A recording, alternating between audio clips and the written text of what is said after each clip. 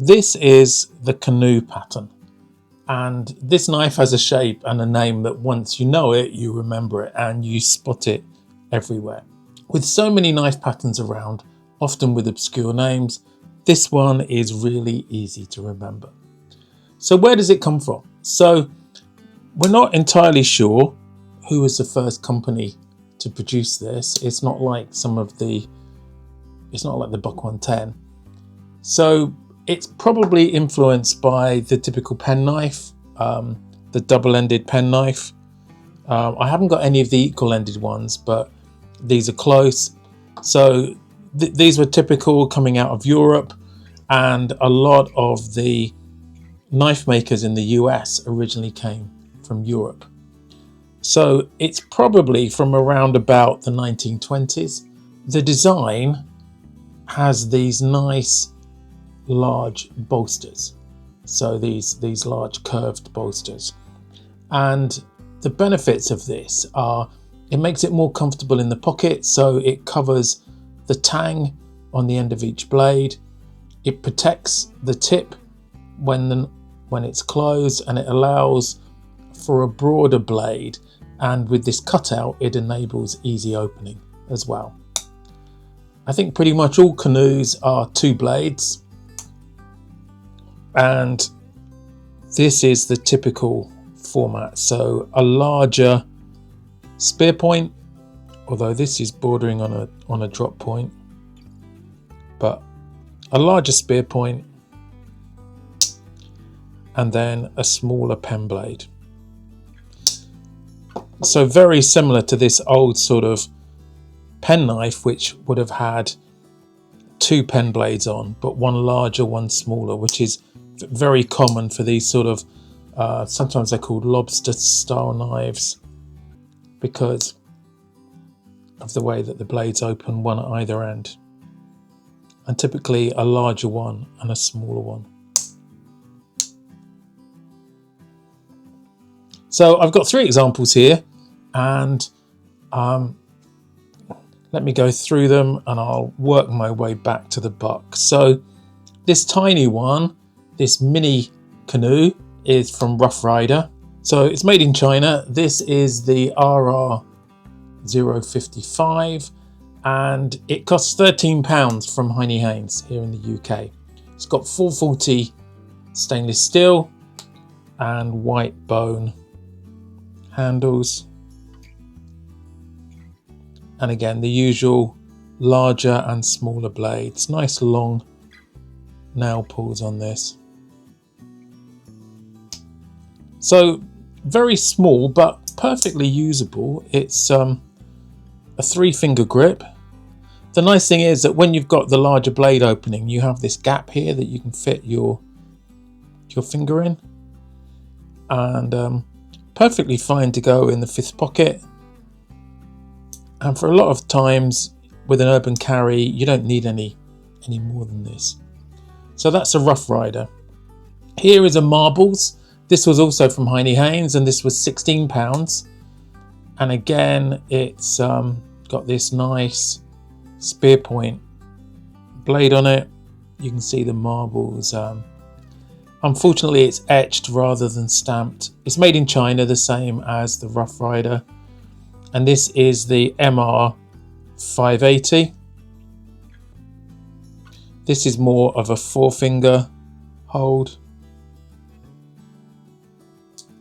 And this also is 440 stainless steel. It weighs in at about 80 grams. But it's a nice size. It's a nice size for your pocket. You can get a decent grip on it. Having the 2 blades makes it great for an everyday carry, because you can have one for food and one for parcels and other stuff. It means you don't need to sharpen them as much. These are easy to sharpen, being 440 stainless steel. And a nice white bone. The fit and finish isn't too bad on these, considering the price. There's a little bit of gapping, but it's not bad. Nickel silver bolsters, the same with both of these. Both made in China, different companies. And then there's this buck, and this is a Chinese buck as well. This is the Buck 389 with the wood grain handle on it. This weighs in at about 89 grams. But a really nice two-blade knife. One of the things I particularly like about this, and the other ones to be honest, is I've talked about the coffee shop factor before. So what makes it fairly safe to get out in a coffee shop without people worrying. So this is similar to Victorinox. No one's going to raise an eyebrow if you get this out to cut something up. It's the opposite of tactical. So this sort of traditional. So it has style and tradition on its side rather than tactical. So pretty harmless looking, especially the small one. So it's not going to cause you any issues when you carry it. All three of these are UK legal carry. And you could apply my Protype Protocol.